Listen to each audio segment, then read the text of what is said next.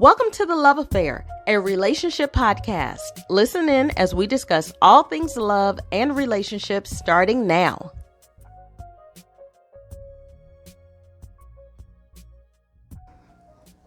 Hi, everyone. Welcome back to The Love Affair, a relationship podcast. I'm your host, Robin, also known as Robin the Renaissance. And I'm her husband and co-host, Jimmy K, and we are still in our series, Fighting to Win, and we're continuing our conversation from the last episode. Yes, which was titled Dealing with Difficult People. And we are hoping that you guys enjoyed that part one. And, we took you guys back a little bit with us to just look at our childhood models around conflict. And we played the clip from Carrie Shook. He had an illustrated message about the difficult people and the different tools in the toolbox and how they behave. And we talked about that a little bit. So just a quick overview of that. You mentioned that you had, you experienced the grinder, okay, the axe, and the hatchet. Okay. And the grinder, again, is the person with an explosive personality or someone who has emotional outbursts, usually anger. You said axe? Mm-hmm. The axe is the glass half full pessimist. Half empty. Glass half empty pessimist who always has an axe to grind. And did you have one more? You said hatchet. Yeah. Okay, the hatchet, the inward focused past dweller who just can't bury the hatchet. And I shared that I experienced the measuring tape, the grinder, and the axe. So the measuring tape is the unpleasable and judgmental perfectionist, the person who thinks they set the standard and they're judging everyone by that standard. So as a result of us growing up with these difficult people or these difficult personality types, that's a better way to say that, because we all are. We all are. Difficult in our own ways. And speaking of that, as a result of, experiencing that in childhood, we developed our own difficult ways of behaving, right? So I was the putty person. Okay. You want me to read it or you want to read it? The pliable people pleaser who has no backbone. I have a backbone. I was going to say, I don't like that. That's too strong. I got a backbone, but I was, what I said, the pliable people pleaser is really more in line with for me, where I am. Yeah, you mentioned that you wanted to just kind of keep everybody cool, calm, collected. You didn't want... Let's all get along here. Yeah. You know what I mean? Yeah. So. And you were not the person who was going to add fuel to the fire to keep it going. You were kind of more the person like, let's tamper this. But, which is interesting because we had similar personality types that we were dealing with, and it shaped you to become more of a people pleaser, but it impacted me differently. Yeah. And I became the hatchet. So I became the inward focused past dweller who just can't bury the hatchet. I have a hard time letting things go or letting people off the hook. I'm going to chop you up, but yeah. So while we were going back and looking through that, I thought of another influencer. Right? Would that be right? I don't know. Another possible influence. Oh, yeah. And I wanted to get your thoughts on it because I started to think about if religion played a role in how you viewed conflict and interacting with difficult people, and if it did, how? Yeah, we spent half our life, all our childhood in church. So yeah, it did have a influence and an impact. And I remember one particular sermon when I was a kid.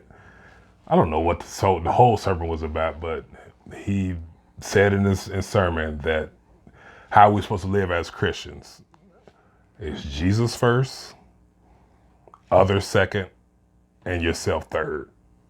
And I took that and ran with it. I took it to heart. And I think it went into overdrive, that line of thinking, because I'm already discerning, type individual, or conscientious on others. So hearing that sermon, I was like, okay, yeah, that's how you live. So it went to overdrive, and I think that definitely negatively affected.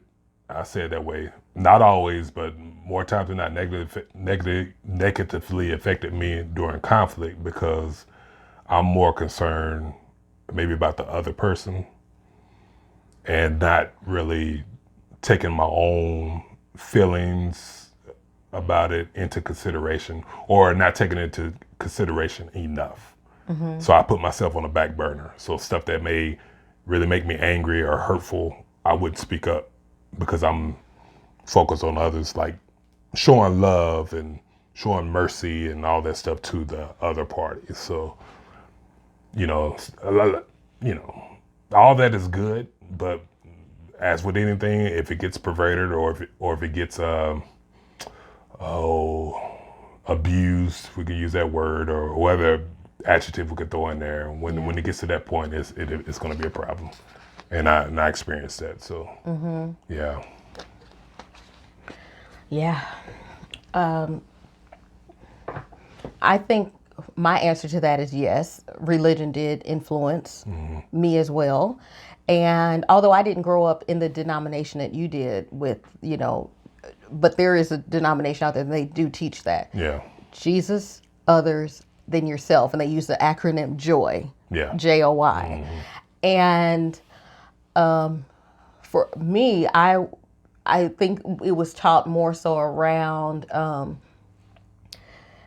turning the other cheek. Yeah. I was taught turn the other cheek, and just let people get away with it, right? And I'm like, I only have two cheeks. I don't have any more cheeks. And they've used both of them. Yeah. So, so that was one, turning the other cheek and just letting people letting people off the hook. Let God deal with them. And then the other part of it was be angry, but don't sin. / vengeance belongs to God. Let him get people back. Yeah. So for me, I already felt powerless in the dynamic that I grew up in. And then growing up with that mindset of this is unjust. People are doing things that are actually harming me. Yeah. And I can't do anything about it. I can't even be angry without sinning.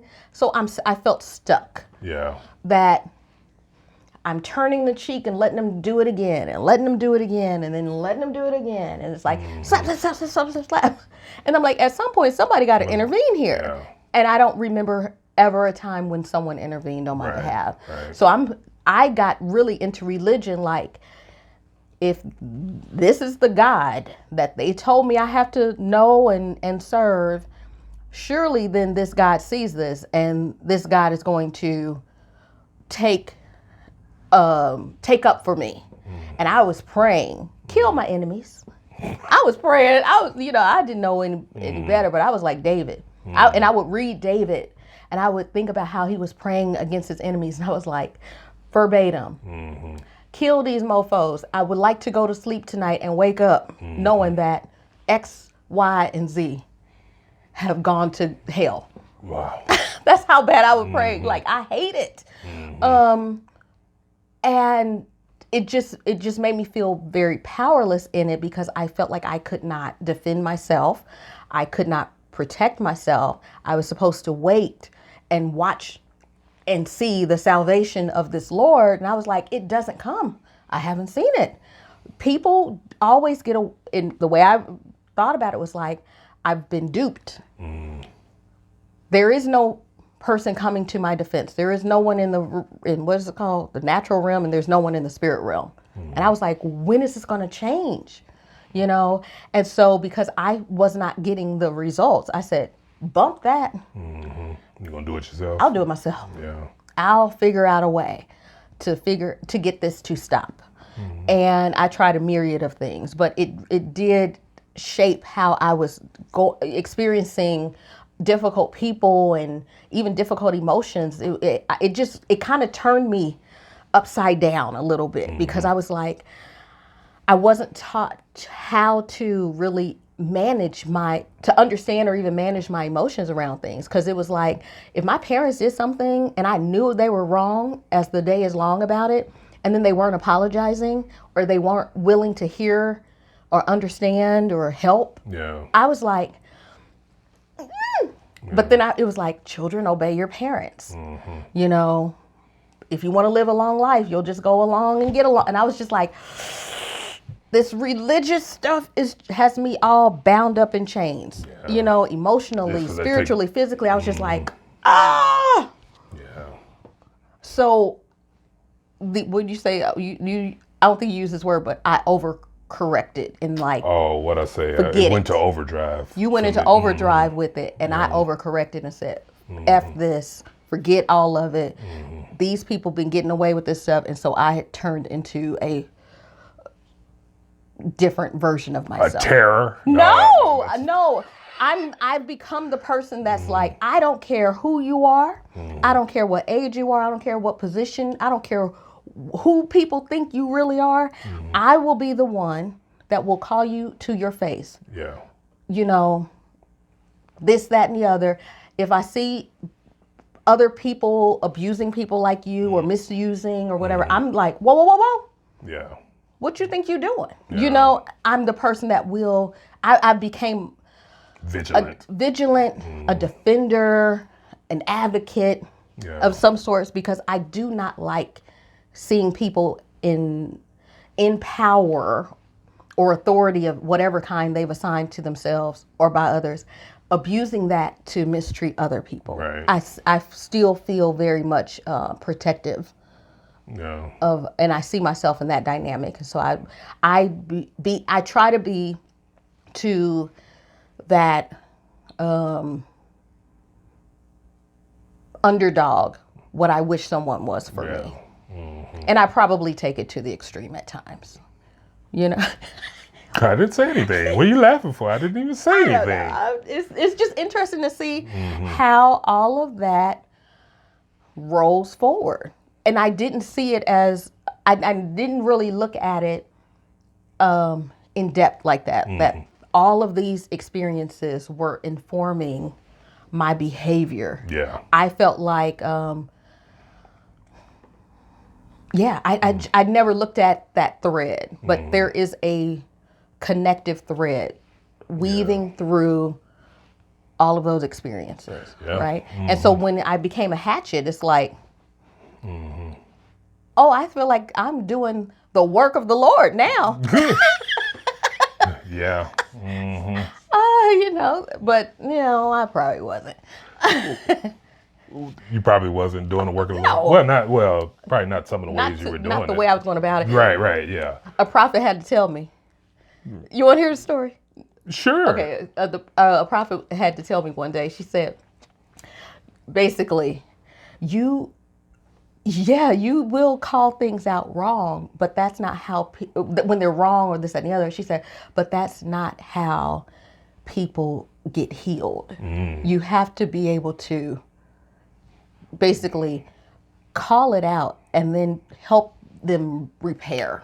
Gotta go through the mud with them. Yeah.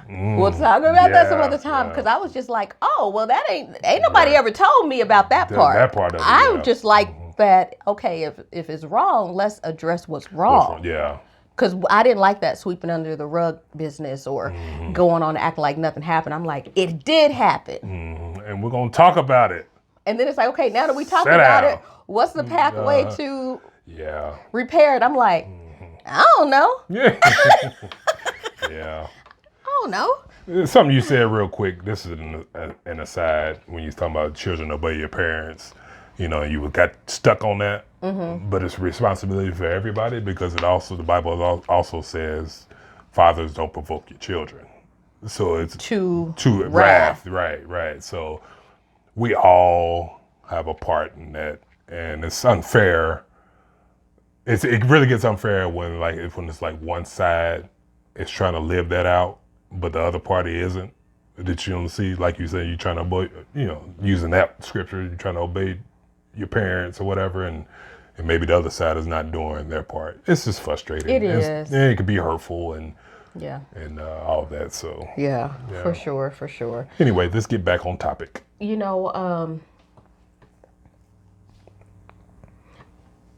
like that you said the impact of how you became more of the putty. I became more of the hatchet. I'm curious to know when and or how did you determine that was an ineffective way to show up in conflict? So now this is moving from, okay, I learned it as a child to behave try to this be way. that people pleaser. That's my survival skill. If I do this in this environment, okay, I can survive I don't want to make this. any waves, so we're not.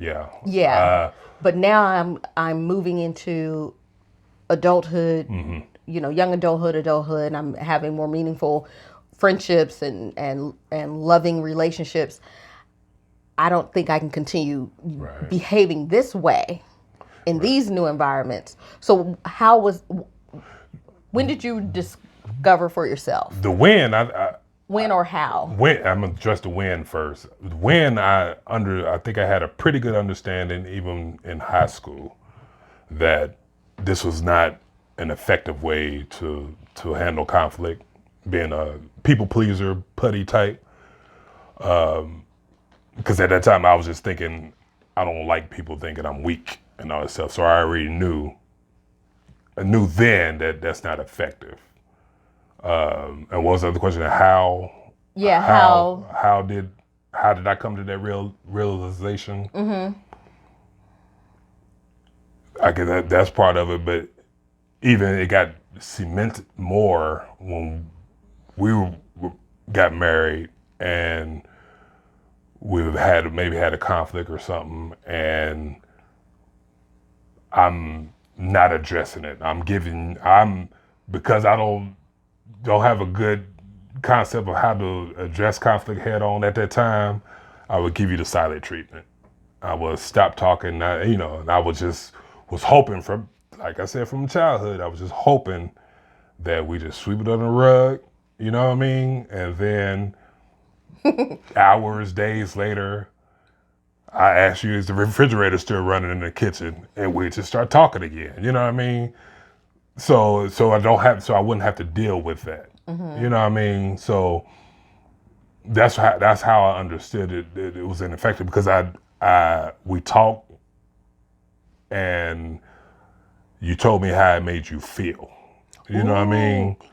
Yeah, you gave me that one story. I don't know if but you told me that one story, and I was like, okay, I would do my best to never give you the silent treatment. You know what I mean? Yeah. And I've, thank God for the most part, I think I'm 95%, that I don't operate like that anymore. You know what I mean? Don't, so, yeah. Yes. Oh, what a good memory there, because even with that, and I'm debating on whether or not I'll share that story here. Yeah. I don't know. I'll noodle on it and see. But I will just say, even in us having that conversation at that time about how the silent treatment was impacting me, I don't even know where that came from. Yeah. Like, I didn't have those kinds of conversations. I didn't even have that up to that point, I never had that type of conversation with anyone. Yeah. About, hey, your behavior is making me feel like this, and it reminds me of when that, and as a result, this is how I usually act in response, and I don't want to do that. Like, I don't even know how I was able to, connect those experiences, even at that time, because I was not as well versed in as I am now. And I don't even know how I had the language or the tools back then, right? But I do remember that, and me being able to explain that to you and you being able to understand it, and immediately it changed the course, right? And we've never had that. We've never had that again. I want to circle back to it because man, that's good. I'm a noodle on it and see if I'll bring it up. But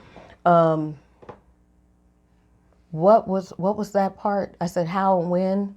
Did you know it was effective or not? Yeah. Okay. Yeah, I just knew it was ineffective because of how it made me feel when I was in high school. Yeah. And then it got cemented having that conversation with you during our marriage. Okay. Yeah. Because we know that it wasn't making the conflict go away. Right. We were just avoiding That was my hope, though, for sure. But anyway, go ahead. Yeah. I tell this story on occasion, what that's like avoiding or sweeping it under the rug. So Toni Morrison, one of my absolute favorite authors, I love her. She has a book called Sula, Sula, Sula.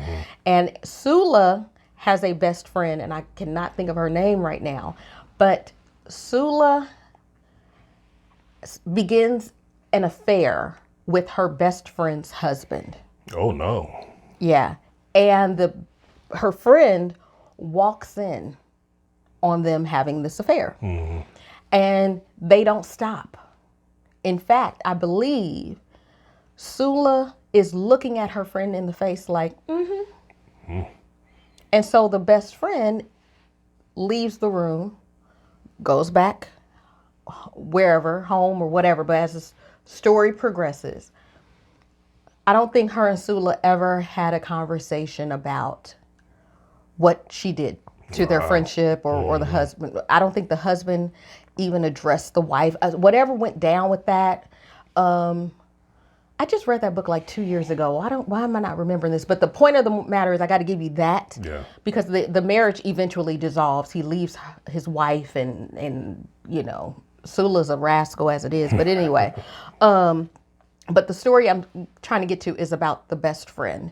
So whenever this happened, she could not address what she saw and the betrayal from her husband and her friend. It was too great for her to even process. So she never did. And in the story, the way that Toni Morrison illustrates this is as a dark cloud hanging out to the side of her head. Yeah. And she talks about it at they now are in older age, right? Later in the book. And she's talking about how she doesn't turn maybe to the left or right to acknowledge the cloud. She never, it's always there. She knows it's looming, waiting like, girl, deal with this. we got to deal with this, but she just chooses not to. So it's just hanging out in the peripheral. And so whenever I read that book and I read these stories and I'm like, woo, Yeah. It does not go away. Whatever the breach was, whatever you want to call that little cloud, it will travel. It will time travel. Like in the book, she talked about, something happened in their, younger years in her marriage, and she's still dealing with this cloud, into middle age or senior years. And so what you were describing is like the conflict doesn't go away. Time is just moving forward, but you're still left feeling whatever it is, you felt about it. But then you're now probably, I'm assuming you're feeling worse because you're like, I didn't get my feelings out about it. And now I don't get my feelings. It happened. That's one thing. I don't get my feelings out about it. That's another thing. And now, since I didn't speak up, the other person is probably thinking they can continue to act this way, or they're not on the hook to come back and make amends with me. So I'm just left with all these. Yeah. At least that's how I processed it. Not for you, I'm saying for me. Right. If I let people off the hook, it's kind of like, you give these little monkeys an inch, they gonna take them out, and they gonna clown around. And that's all right to feel that way, and that's okay to be that way. I just want to make sure I think you know that, but I'm just saying it out loud. Like, you don't, that's the fighter in you, or that's the defender, like you said. You like defend. It goes for you and others. You know what I mean? It's displayed towards others as well. And we all need that. Eventually, you know what I mean? We all need somebody to, you know, sometimes to speak up or say something on the other person's behalf. You know what I mean? So I don't know. It's useful and balanced because, like you said, it is okay to be a peacekeeper, right? And at times too, and just say we'll let this one ride. Yeah, I'm saying that because I still lean towards it because that's my nature. Lean towards mercy and you know, what I mean, that's the side I lean to. So when you say how you know, I lean to justice, you lean to mercy, and so that's still, you know, that's just part of my DNA. You know what I mean? So it's not you feeling that way is not wrong or it's not bad, and me feeling this way or expressing this way is not wrong or bad. It's just got to be appropriately placed in the appropriate situation, and that's the learning that I go through. You know, I don't want to say I say daily. It's not daily, but I'm just saying day by day. You kind of try to navigate that the best way. You know, a better way to do that because it can't be mercy all the time, and it can't be justice all the time. Vengeance, justice all the time Yeah. either. So, yeah. Very good. Very good. Hey there, are you enjoying the conversation as much as we are? Then let us know. Be sure to like, comment, and subscribe. We're here every other Thursday with a brand new episode, and you do not want to miss it. Okay, all right, back to the conversation. All right, so when did you realize your style was not the best way or wasn't very effective? Your hatchet style. Oh, you think so highly of me. You actually think that I have reached that determination. Well, that I will being hope so. A hatchet I is hope ineffective. I hope you matured. If you hadn't matured, you need to mature. Okay, I will say I Yeah, have. right. I have matured. No, I have matured. I matured in my yeah. with more seasoning and age and wisdom. I really have. And I'll tell Yeah, you. you have. I will say that I came to the realization much later in life than you. And meaning you said you realized it in high school. I think that I learned it maybe in my, did I learn it in my 20s or 30s? I don't know. I think in my 20s, I started to change my mind on some things. I was becoming more open-minded to, well, there may be other ways of doing things. So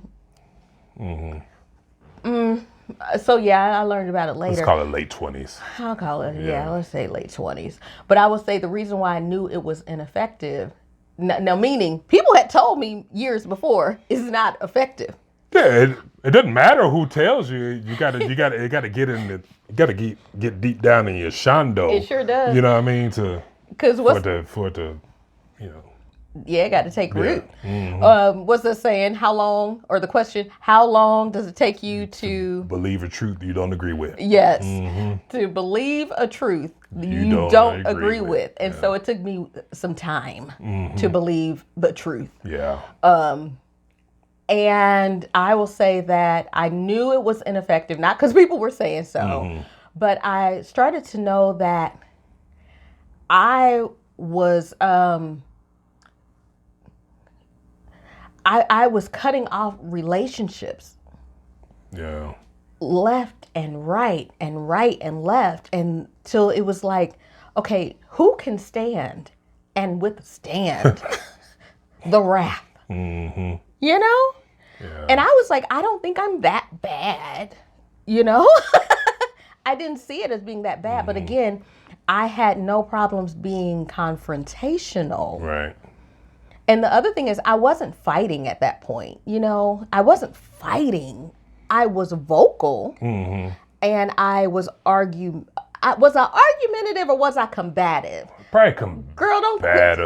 Hold on, let me have a quick second with myself. Okay. Girl, quit trying to split hairs and play with semantics. Both. Okay. All the above. But the thing is, it really depends. I'm trying to do my absolute best. Depending on which group I was in. Because remember I told you I had different friend groups. Yeah. So, and I played different roles in each group and in different dynamics. So in some of those, I was more quiet and observant. But if things came up, I had no problem showing up. And then people would be like, yeah, I didn't know you felt that way. I didn't know. Ooh, she done cut us. She done checked us. And I'm like, but I don't start it. That's the part I think I'm trying to say. I wasn't going around instigating. right. I was usually responding or reacting to something, right? And at least that's what I thought. Yeah. So when I say how and when did I know it was ineffective? Because the relationships weren't repaired after that. Yeah. And I didn't know what you were supposed to do after it, because my first teachers growing up in my family,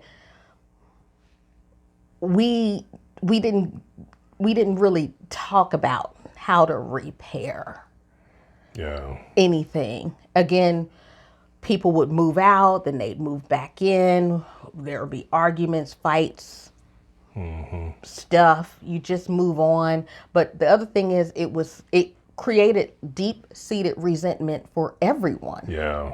Yeah. So, I guess that's when I knew this isn't effective. But I also didn't know what is the alternative, because one, I tried. I think when I was like, well, okay, I will try to let more things go, and only bring things up later when I have a list, and that's when I really started. I've been noticing this for a while. If I say that, it happened. Yeah. Because I'm not now calling out every time it happens. I'm just like, noted. Oh, caught that. Okay. Mental note. Note to self. That happened. Yeah. Okay. And so by the time I'm now thinking I've developed some better communication skills, and I'm like thinking I'm approaching it with the goal of getting a resolution.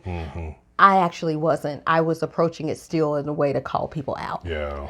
And I want to talk about that in another episode about, how the approach, because, again, Creed was our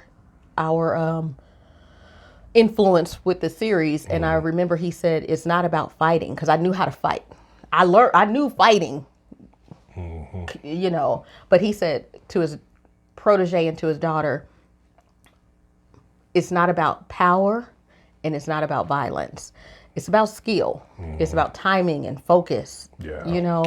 And I didn't know the skill. Right. I just knew, you go into it, we're going to have a conversation. If the conversation turns into an argument, so be it. Yeah. If people leave with their feelings hurt, so be it. Yeah. I know where I used to didn't know you, now I do. It's where we are, and I would always end it like that. Just so you know, we'll never be friends again. Yeah. I was ending the relationship thinking I'm so mature. And I'm telling them, yeah, I'm so glad we had this conversation, but just so you know, we'll never be friends again. If you see me in the street, you can say what's up. I'll say what's up to you, but just know we don't F with each other, okay? Yeah. And then I'm like, I always had the necessary conversations. Who walks away from that thinking, wow, that was great? Definitely not the person that heard we would never be friends again, probably, I'm sure. Had a lot of those conversations. I said, wait, I can't keep going through life like this. Yeah. Yeah. No, I'm just, yeah. You'd be like, never? No, I'll never see those people again. No, they're dead. I did. They're dead to me. Yeah. You're like, dead to you? Really? Yeah. I act as if I never knew them, and it's true, because whatever is in my brain, it allows me to be like, block. Yeah. I no longer remember you. Yeah, this is not a gang up on Shelby Day, but I know it didn't matter what I would say or whether other solutions, maybe try to suggest it didn't matter. You know what I mean? Because your mind was made up. You know what I mean? And yeah. And the detriment of being a hatchet type person is that I would only focus on my grievance. I would only focus on their failure. Anything good the person did, that has now been voided out. Yeah. And I'm always like, people aren't 100% bad. They're not 100% good. We all live somewhere in the middle in the gray, right? Yeah. But if it gets to the point where I'm cutting you off, it's because your good no longer outweighs your bad to me. It's that bad. Yeah. So that's when I knew it was that it was in fact ineffective, and I needed to change. And also, being married to you, being friends with you, I knew that I was handling our friendship way differently than any other relationship. And I knew that what we have is something I'm willing to be the fool for in that. But what I looked at as like, nah, that's foolish. You gonna let some of this stuff go? No, I was. You fight for it and really all that was. stuff. Yeah. Yeah. I'm just over here. I don't put on your basketball shorts because You're not supposed to say that out loud. what? But I got on. I'm dressed for We're a not Zoom supposed meeting. to be. I had on a blouse. We all dressed to the nines right here. I had on a blouse and I put on your with my jeans. I said, "Why am I Everybody sitting in knows the our jeans? secret I'm putting on your gym shorts." But walk around here with flip flops and and your pockets are all the way down here. I'm like, ooh, I like your pockets. Center. Oh, sorry, center. Center. So, okay, so we are going back thinking about how little Jimmy, little Robin got up to this point, and how it shaped us and what we brought into our marriage and things like that. And it's always good to look back. I want to reflect with you on a conversation we had with some friends at the top of the year. When I tell you this particular couple, they have stolen my heart. Yeah. I adore them so much. And if you guys are listening, I know the hubby is. He might send us a text. Just know we really appreciate you guys so much. So we were inspired by this conversation. Yeah. So without sharing too much, we were all at dinner, and the husband decided to share that him and his wife had an argument that morning, and it was one of those kind of arguments that was like, so are we still going to dinner with friends tonight or what? We had those before. Yeah. And I was like, we're going to cancel the plans and, but I was so glad that they decided to share that at the table, because it really did allow me to see myself in our disagreements about things. And in any case, the gist of the argument was the wife made a request for help with something. The husband and the daughter at the time did not either hear her or acknowledge the request. So she made the request a second time. And this time, apparently, she was heard. Yeah. She got her point across and she was heard. And he responded in a way that, and the argument then kind of took a different direction. But I think his response was, don't talk to me like that. And the wife said, I wasn't even talking to you. I was talking to our child. And then he said, don't talk to her like that either. And they began to talk about it. And as we were listening to them replay what happened, the conversation always, expands and contracts and goes a little windy road. And it did that night.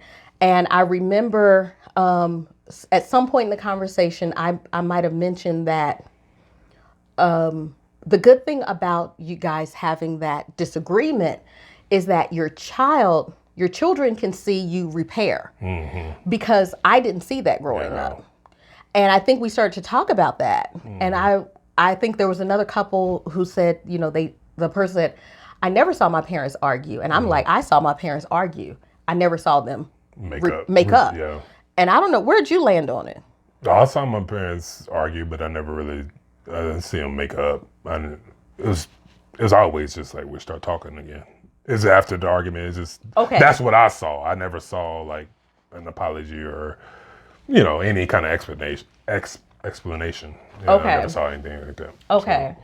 So I thought that was like, well, at least if you guys are having an argument, your kid is seeing it, they are at least seeing you guys make up too. Yeah. And that is still good. All of it can be useful information. And so I remember that the husband had mentioned, he said, he did see his parents argue as a kid and he did not like it. Right. And he also did not want that in his marriage. And when he said that, it was like, for me, I was like, oh, wow. Like light bulbs were going off for me during that conversation. Kind of like Creed. I was like, oh, wow. Yeah. In that moment, I was like, it makes sense. Something I was dealing with. I'm like, okay, he made the connection that how he's arguing with his wife reminds him of what he witnessed as a kid. And how in that moment, I'm paraphrasing. If you listening, I'm paraphrasing. I'm not speaking for you, but from what I remember. If we're wrong, call in and we'll have a conversation. But I think there was something about the way I looked at that situation that I was like, oh, he's probably, doing for his daughter what he might have wanted someone to do for him when he was that age. I don't know, but I don't know. But that's what I took from it. I don't always like telling stories about people that we know in real time. I usually tell stories about people, from way they probably don't even know what's going on. But this was so real time. And I hope I'm doing it honorably and with justice, because it really did. It landed for me, that conversation, because I was like, that's why I be acting like I do, because I'm still trying to avenge Little Robin in some ways, and, I'm sharing that because we don't always know until we have those conversations with each other, how our past, how our shadows, when we talk about shadow boxing and things like that, how those things that might have happened in our past still find a way to show up in present day interactions. And if we're not careful, I might be having a conversation with you, and we might be discussing dinner or something else, but I might be viewing that as, oh, you want a piece of me? You trying to shoot me in the pinky toe? No, what is George Costanza's dad's name on Seinfeld? Frank Costanza. When he said to Elaine, he said, you want a piece of me? You saying you want a piece of me? What you say? You want a piece of me? You want that? You got it. Yeah. I'm like, and you're like, whoa, calm down, crazy. We aren't even talking about that. Yeah. But I'm looking at it as something else than what is actually being discussed right here. Right. And what was interesting, I'm gonna go back to their discussion. I think the wife was saying something like, I'm not even talking to you about this. I'm talking about whatever was at hand. And his conversation was more so around, but you don't talk to anybody like that. She was talking about A, and he was talking about B. And C maybe. And it's kind of like, and so as they're sharing that with the table, I'm seeing like, oh, I'd be doing that. Ooh, and you were saying, that's me. Like you were seeing yourself. And then the other couple was like, and I shared with them the next day. I was like, boy, I appreciate you guys being so vulnerable and transparent to even share that, because it really did help me to see some things, Yeah. And it really did change. So I'm hoping that as we continue this series and we will divulge more about ourselves and how we have been able to learn and grow, that you guys might be able to get a sneak peek and some inspiration and see yourselves or see somebody else differently and offer some grace. Yeah. And we're just trying to help, not harm. So true. So true. Yeah. So thank you to one of our favorite couples for sharing your hearts with us that day. Much appreciated. It sure is. It sure is. Now that I shared their stuff, should I share? What? I don't About know the what silent you're thinking. treatment? Should I share that? If you feel comfortable. I might share it later. You still thinking about it, so don't. I'm noodling on it. Okay, yeah. Well, don't worry about it. Okay. As the series progresses, I'll decide if I want to come back to that one or not. If you're thinking about this much, no need to right now. Okay. Where do you want to go to next? I was about to say whatever we got on the list next. Okay. Unless you got something else, you gonna throw a little curveball in here. You got a curveball, don't you? Bring it. I'm ready. I know what I want to ask. I'm gonna bring this up. I want to do a quick exercise using Johari's window. Okay. So guys, if you've been listening to the podcast, in a couple episodes back, we referenced Johari's window, and it is a framework to become more self-aware. So we can do that now if you want to. So basically, a quick overview, high-level overview of Johari's window is that imagine a window with 4 panes, and in one pane it is your true self, how you really are to yourself. Nobody else sees this version of you. It's just you. In the second window pane, this is the image of yourself that you project. This is how you want other people to perceive you. In the third window pane is how people are actually seeing you, which you have no control over this. This is just other people's opinion or perception of you. And then in the fourth and final pane is called a blind spot. This is something about yourself that you have no awareness of. Other people see it, you can't see yourself. You just can't see yourself, right? So utilizing the Johari's window framework pane, I would like to know from you, when you were choosing your tool of choice, right? To when you decided you were going to be like putty, and I was deciding I would become a hatchet, what was truly going on with you using that first window pane? What was really going on? On the inside, I was angry.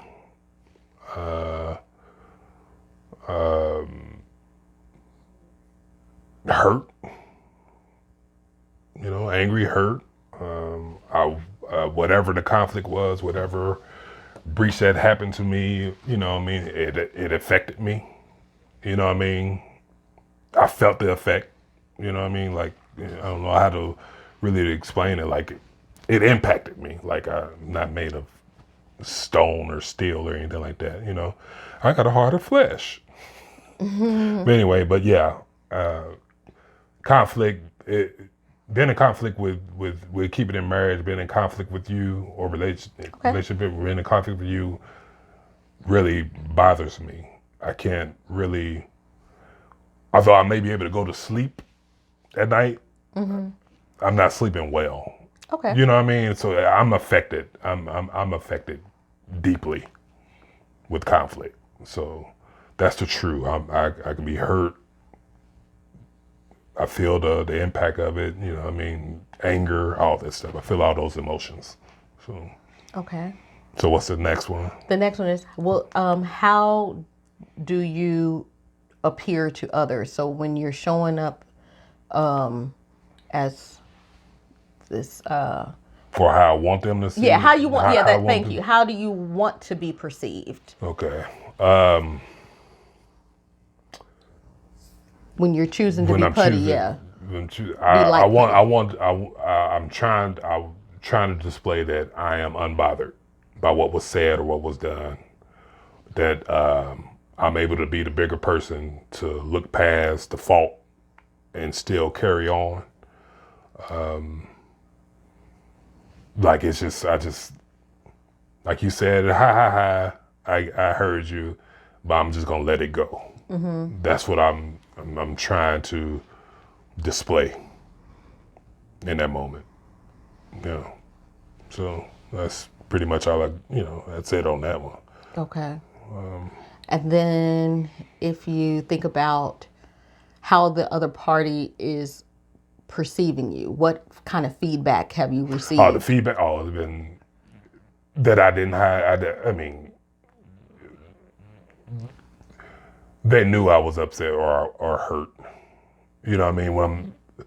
Okay. I didn't, gotcha. What I was trying to present, that I'm unbothered, unaffected, the other party was able to see that I am bothered and very much affected. You know what I mean? And sometimes you get hot. Sometimes you get bothered. And every now and then you get hot and bothered. But there was something else I was going to say to that. It was something else. And hopefully it comes back to me. But I did not display that I'm above that. Like, the communication would stop. That's how they would, the other party would know that something was up, something's wrong, because I would stop talking. Mm-hmm. Even though I'm thinking or I'm trying to put out there that, okay, I'm bigger than this. I'm not petty. I'm going to be all right. You know what I mean? I'm trying to display that, but I'm become a mute and looking. I got a facial expression. I don't really have a poker face very well at times. You know what I mean? So I have a look like I'm pissed off or whatever. So yeah, it's a crazy way of when you say it out loud, it's just weird that I knew I was being quiet or whatever. I know all that. Mm-hmm. And I know I maybe, look at a certain way, but I'm still thinking I'm projecting something else. It's ridiculous. Mm-hmm. Mm-hmm. What an interesting observation. I like the phrase, I use it sometimes, people will benefit greatly from self-aware. Yeah, from becoming more self-aware. Mm-hmm. Yeah. But mm-hmm. Got to be able to have these kinds of conversations and do the work. Yeah. Okay, so if you think about your blind spot then, how was it being perceived, not by others, but maybe misinterpreted then? Or what message were you sending that you weren't intending? That I'm probably, the message was probably that I'm weak or like I'm maybe don't know how to speak up for myself or like people run over me. You know what I mean? That's the perception.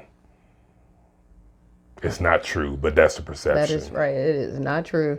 Yeah, I know. Listen, people always think it's me. Right, and I'm like, he's quiet by choice. Right, he's quieter than me by choice, but no. And that is so far from the reality. Right. I reiterate that. Of that, for sure. And I reiterate that I don't want to allow myself to get to that point. So how I go about it is not necessarily the most effective way, because history has shown me that if I, talk about it early on, I won't get to that point where I'm suppressing.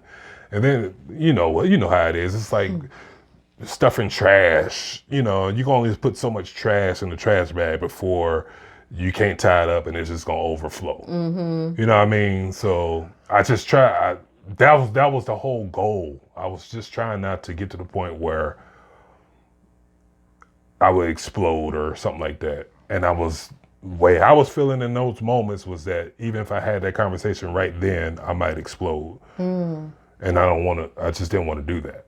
You know what this is making me think of? What? I don't know why Seinfeld is heavy on the mind. Yeah, I'm thinking about Frank Costanza and Serenity Now, is that what you think about? I'm thinking of Serenity Now, Insanity later. Yeah. You know? Yeah. Because I think that way, not just about you, but people who tend to be those super helpful, people pleasers. Oh, I'm fine. It's fine. No worries. No. And I'm usually like, it's okay. If this inconveniences you, I'm willing to do or whatnot. Just trying to let them know, I get it. You're safe with me, whatnot. And I still see that they sometimes have a hard time, advocating for themselves or admitting that they have unpleasant thoughts and emotions about things. They're like, nope, not me. Yeah. I don't argue. Nope, not me. I'm fine. It's fine. Easy. Whatever you like. Whatever, and we'll talk about different fighting styles in the next episode. But I'm kind of like, it's okay. Yeah, I'm human. Stuff does bother me, pisses me off, and I get angry and have some thoughts that are not holy. That are not holy. You know what I mean? I have them. I have all of those. You know what I mean? And and all that serenity now. I'm keeping the peace for now, but when I do blow, it's going to be ugly. And you don't. It's not like you have this. You don't manage your anger. Right. Or Yeah, like I want to. Go crazy. Right. I just want to make sure. Yeah, I'm glad you said that. I'm not trying to say that. Yeah, because we know that's. Yeah. We know that's not the case. Right. It's just that's not your first choice. Right. To go into. Yeah. Let's hash this out right now. That's usually you're willing to, like you say, you're more discerning. You usually will wait and gather more information, and you'll determine what's going on before you are ready to talk. Yeah. And then when you do talk, it's like it's time to talk. Yeah. Okay. I like. Your turn. Is it my turn? Yeah. Or did you have another question for me? That was the 4 pain there. Yeah, that is. Okay. Okay. So I'm thinking about my window panes. So first pain, how did I see what was my true self really experiencing? I know that I was usually offended. And I was sad by that. And it also made me angry. Yeah. Maybe because of who the offender was or how they went about doing whatever. So, that's probably it, that I was like, dang, But what I thought I was displaying in pain 2 was that I'm willing to address this head on. And I thought that I was projecting an image that I was a problem solver. I'm solution oriented. I want this relationship to work. So I'm willing to talk about what went down with the hopes that we can get it back on track. So that's why I'm showing up to meet. Full force to meet. And so I thought that my line of questioning was making me more approachable, and I thought my questions were showing that I was curious instead of accusatory. So tell me, how did you determine that it was okay to say what you said to me? And, that's me being curious, not accusatory. Ain't nobody gonna be upset about answering a question that was framed that way, right? Yeah. I thought I was being helpful. Yeah. Oh, you must have misunderstood. Let me set you straight. Yeah. You've heard there's somebody out there that can pick you up and turn you around and place your feet on solid ground, right? Are you the one? I I can help with that. You clearly got things wrong. Let me help you out. Yeah. Gosh, the way that I have grown in life, I'm like, I think about myself and I'm like, I should be ashamed. And at times. No, I get it. I was going through mine. I was a little ashamed. It's like, dang, boy, was I really out here acting like that? But anyway, go ahead. Yeah. How did we manage? Oh, no. Oh my God, I'm glad we did, but marriage has been my greatest teacher. Yeah, probably because we both were quote unquote being awful. We matched awfulness. I mean? Yeah. Yeah. So that's what I thought I was showing Yeah. to those people. What they were actually saying or seeing, and their feedback to me was that, no. Yeah. No. We don't see you as being helpful or curious or solution oriented at all. Yeah. Instead, you are argumentative. That I was showing up, I had to write it down because I had to remember what people were saying, that I am confrontational in a negative way. And it does not put people at ease. It actually puts them on guard.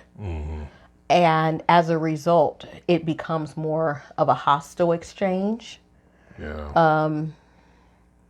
So becoming, I was argumentative, confrontational, and they were usually scared. I remember people would say, really? like, I don't know if you said it. I think you've said it to me before, but I remember people would say things like, if Robin says we need to talk, or let me talk to you about that, or it's kind of like, oh, here we go. What? It would put people on. It's like, what? I've had family members say, even though they have done things to cause our relationship to break down and things of that nature, I've had family members say, I was scared to come to you. I don't know what I'm going to get. I'm scared to.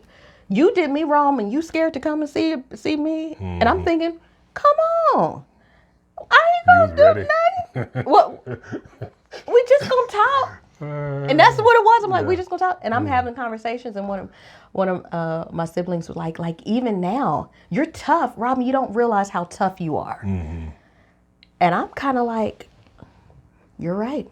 Yeah. I am tough. And so, she's like, it scares people. I did not know that. Yeah.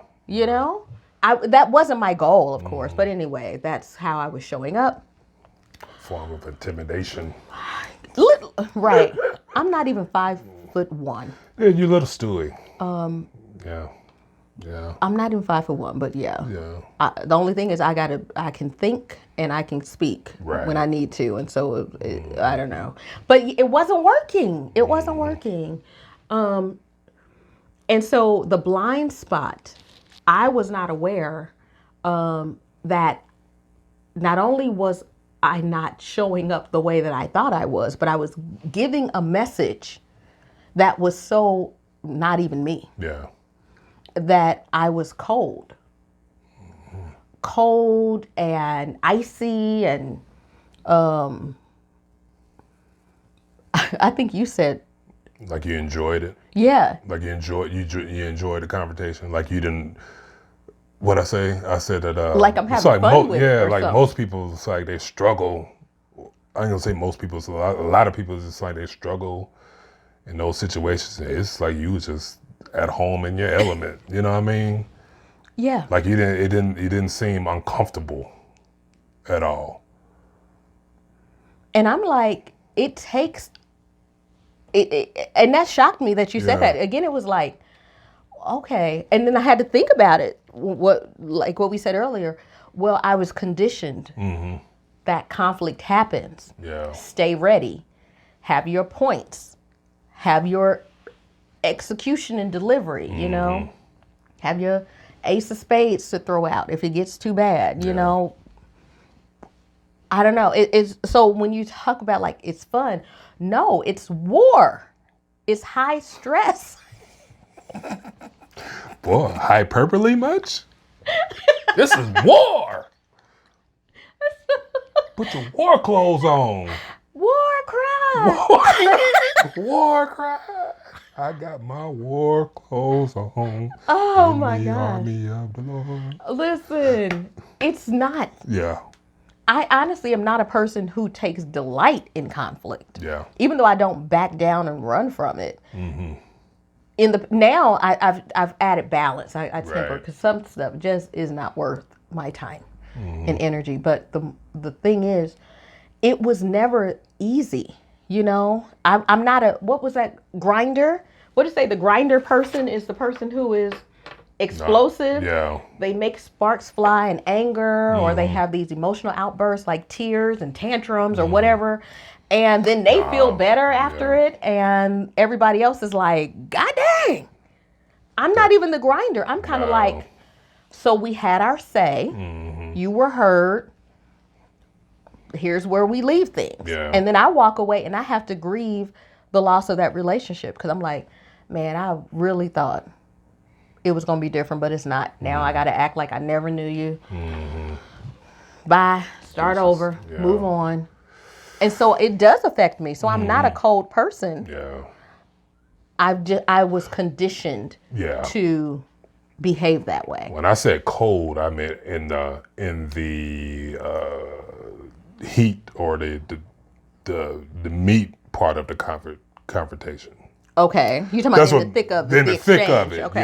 yeah. I knew, because I seen you, afterwards that it was tough. You know what I mean? But I'm just talking about your stoic look when you're having those conversations. It's like it's just cold, and we're gonna hash this out tonight. You know what? Another thing that was misinterpreted, that I'm petty, because sometimes a hatchet can be real petty. Yeah. Let's be clear. I think the thing is, it's not about being petty for me, because I really am aware of the history and the pattern. Yeah. I'm tracking and keeping score. So it's kind of like, no, this ain't the first time. And then when I lay out my argument, and I usually have a very strong argument, as if we are going to trial. Right. You have your what they call that? Not deposition, but you have Evidence. I'm looking for those that have the the evidence. No, I'm talking about you have your sworn statement, or I don't know what you call it. You get what I'm saying. I hope you do. If you don't, then oh well. Carry on. No, I'm saying I build my argument, I build my case against the person, and it does seem like it is, Yeah. But to the other person, I didn't realize. Y'all, I'm old enough to see it now. At the time, I thought it was different. God is my witness. Yeah. I did not look at it like, man, it's a what's called blind side. Is that what it's called? You blindside somebody? Yeah. Okay. I didn't realize that it was a blind side, because they are going through life, and I'm like, hey, I want to talk to you about something. And while I have you here, it's like, Bud, let's start here. So remember, on this day, point number one. people are like, you better get the H out my face with this. Yeah. And I'm like, I didn't know any better at the time. So in any case, I see that and I'm like, yeah, I'm not cold. I'm not petty. I don't enjoy confrontation. It's not a sport. It's not my favorite pastime. And I have had to learn how to do it differently. Yeah. So if your goal is to mend, or I don't even know if mend is the right word, but we'll go with that. That's your overall goal when you're having these conversations.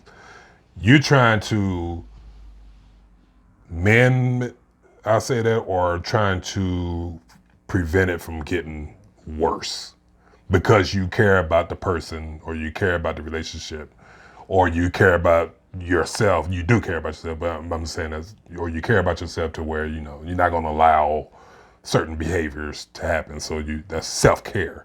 You know what I mean? So it's not like, I know you're not cold and all that stuff. It's a reason behind your insanity. No, I'm just, you're not insane. But no, it's a valid reason why. Yeah, I like that, and we can wrap on that thought. It is always a reason why a difficult person is being difficult. Right. You know, what seems normal to them, but is frustrating to you. They don't see it. Right. That it's necessarily wrong in the way they're going about it. They may not, like we talked about Johari's window. The people have blind spots. You have a blind spot. Yes. There are ways that you are showing up in relationship to others that you are not aware of. And then there are ways you're showing up and people are giving you feedback. And if you were anything like me and my younger self, they're saying that's an ineffective way. Me too. And I was with you, it's an ineffective way. Like, and it's like, no. Whatever, I'm that's doing not it a this truth. way. Yeah. Feels good to me. Feels good to my bones, my shando. Yes. That's not a truth I'm ready to agree with, right. you know? Yeah. Yeah. Yeah. It's a good place.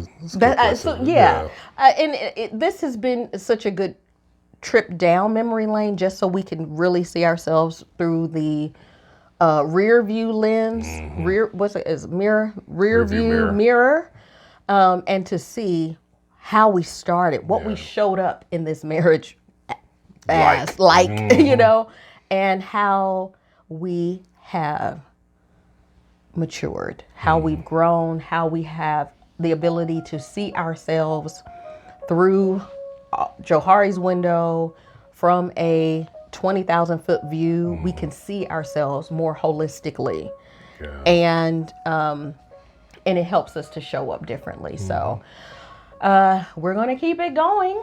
In the next episode, we are going to talk about fighting styles. Now you got a little backstory on all the stuff we done brought into it.